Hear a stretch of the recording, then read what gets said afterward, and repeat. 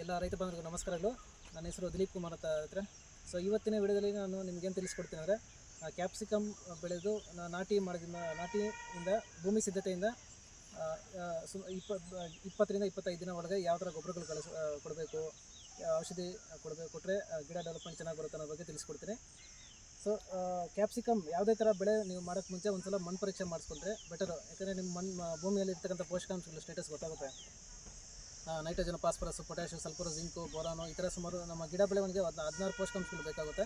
So ಅದನ್ನು day 1ಇಂದ ಕೊಟ್ಟರೆ ನಿಮಗೆ ಗಿಡ ಡೆವಲಪ್ಮೆಂಟು ಮತ್ತು ಚಿಗುರು ಇಳುವರಿನೂ ತುಂಬ ಚೆನ್ನಾಗಿ ಬರುತ್ತೆ ಈ ಥರ. ಸೊ ನಾಟಿ ಮಾಡೋಕ್ಕೆ ಮುಂಚೆ ನೀವು ಬೆಟರ್ DAP ಮತ್ತು ಪೇಟೆಂಟ್ ಕಲೆ ಅಂತ ಬರುತ್ತೆ, K+Sದು. ಅದನ್ನು ಎಕರೆಗೆ ಒಂದು 2ರಿಂದ 3 ಬ್ಯಾಗ್ ಹಾಕಿದ್ರೆ ಅದ್ರ ಜೊತೆಗೆ ಬೇವಿನ ಹಿಂಡಿ, ಹೊಂಗೆ ಹಿಂಡಿ ಮತ್ತು ಲಘು ಪೋಷಕಾಂಶಗಳು ಬರುತ್ತಲ್ಲ, ಐರನ್, ಜಿಂಕು, ಬೋರಾನ್ ಅಂತ. ಸೊ ಇವನ್ನು ಎಕರೆಗೆ 10 kg ಕೊಟ್ಟರೆ, ನಾಟಿ ಮಾಡೋಕ್ಕೆ ಮುಂಚೆ ಇದನ್ನು ಕೊಟ್ಟರೆ ನಿಮಗೆ ಎಲ್ಲ ಥರ ಪೋಷಕಾಂಶಗಳು ಗಿಡ ಬೆಳವಣಿಗೆ ಸುಮಾರು 16 ಪೋಷಕಾಂಶಗಳು ಬೇಕಾಗುತ್ತೆ. ಸೊ ಅದನ್ನು ಡೇ 1ಇಂದ ಕೊಟ್ಟಂಗೆ ಸಿಗುತ್ತೆ, ಕಂಪ್ಲೀಟ್ ನ್ಯೂಟ್ರಿಯೆಂಟ್ಸು ಸಿಗುತ್ತೆ. ಸೊ ಆವಾಗ ನಿಮಗೆ ಗಿಡ ಬೆಳವಣಿಗೆ ಚೆನ್ನಾಗಿ ಬಂದು ಇಳುವರಿನೂ ಮಿನಿಮಮ್ ಒಂದು 20ರಿಂದ 30% ಜಾಸ್ತಿ ಬರುತ್ತೆ ಇದರ.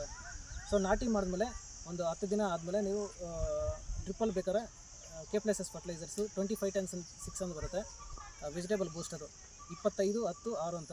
ಸೊ ಇದನ್ನು ಎಕರೆಗೆ ಒಂದು 4ರಿಂದ 5 kg ಕೊಟ್ಟರೆ ನಿಮಗೆ ಚಿಗುರು, ಶೈನಿಂಗು ಮತ್ತು ಗಿಡ ಡೆವಲಪ್ಮೆಂಟು, ವೆಜಿಟೇಟಿವ್ ಗ್ರೋತ್ ಅಂತೂ ತುಂಬ ಎಕ್ಸಲೆಂಟಾಗಿ ಬರುತ್ತೆ ಇರ್ತಾರೆ. ಸೊ ಎಲ್ಲ ಥರ ಬೆಳೆಗಳು ಬೆಳೆಸ್ಬೋದು. Not only capsicum, chilli, tomato ಅಂತಲ್ಲ, ಎಲ್ಲ ಥರ ಫ್ಲವರ್ ಗ್ರೇಡ್ಸ್ ಆಗಿರ್ಬೋದು, ಎಲ್ಲ ಥರ ಬೆಳೆಗಳು ಬೆಳೆಸ್ಬೋದು. ಸೊ ಈ ಹಂತದಲ್ಲಿ ರಸಾಯನಿಕ ಕೀಟಗಳೆಲ್ಲ ಹತೋಟಿ ತುಂಬ ಜಾಸ್ತಿ ಇರುತ್ತೆ ಹತ್ರ, thrips, mites, white place. So ಇದನ್ನು ಹತೋಟಿ ಮಾಡಬೇಕಂದ್ರೆ ಬರೀ ಕೆಮಿಕಲ್ ಮೆಥಡ್ ಎಲ್ಲ ಹೋದರೆ ರೈತರಿಗೆ ತುಂಬ ಕಾಸ್ಟ್ಲಿ ಆಗುತ್ತೆ.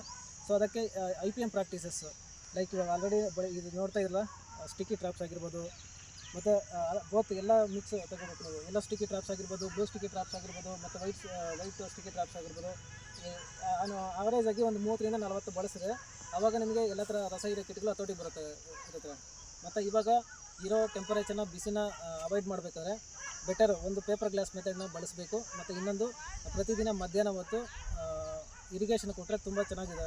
ಇರಿಗೇಷನ್ ಕೊಟ್ಟರೆ ಗಿಡಗಳು ಇನ್ನೂ ಸ್ವಲ್ಪ ಚೆನ್ನಾಗಿ ಗ್ರೋತಿಗೆ ಚೆನ್ನಾಗಿ ಬರುತ್ತೆ.